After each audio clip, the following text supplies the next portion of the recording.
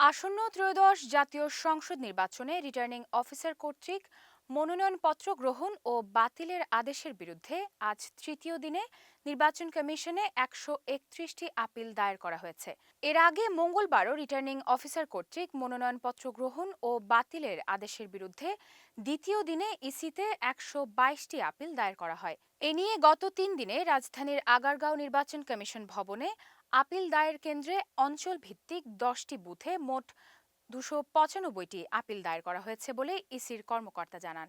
এর মধ্যে খুলনা অঞ্চলে ১১টি, রাজশাহী অঞ্চলে ১৫টি, রংপুর অঞ্চলে ৯টি, চট্টগ্রাম অঞ্চলে ১০টি, কুমিল্লা অঞ্চলে ১৯টি, ঢাকা অঞ্চলের ৩১টি, ময়মনসিংহের অঞ্চলে মোট ১৬টি, বরিশাল অঞ্চলে ৯টি এবং ফরিদপুর অঞ্চলের জেলাসমূহ থেকে ৭টি আপিল দায়ের করা হয়েছে। ৫ জানুয়ারি থেকে ৯ জানুয়ারি বিকেল ৫টা পর্যন্ত আপিল চলবে।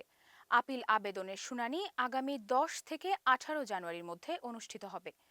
গত ৪ জানুয়ারি বাছাইয়ের শেষ দিনে জাতীয় সংসদ নির্বাচনে ৩০০ নির্বাচনী এলাকায় রিটার্নিং কর্মকর্তা বা সহকারী রিটার্নিং কর্মকর্তা মোট ২৫৬৮টি মনোনয়নপত্রের মধ্যে ১৮৪২ জন প্রার্থীর মনোনয়নপত্র বৈধ এবং ৭২৩ জনের প্রার্থিতা বাতিল ঘোষণা করেন।